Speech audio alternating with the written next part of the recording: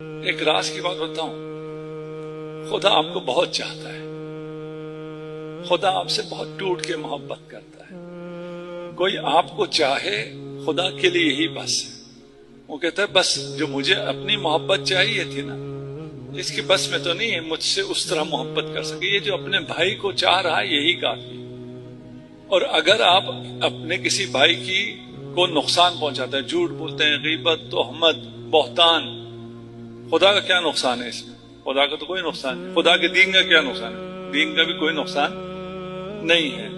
لیکن حرمت المؤمن، ایک مومن کی عزت کعبے کی حرمت سے بڑھ کر ہے۔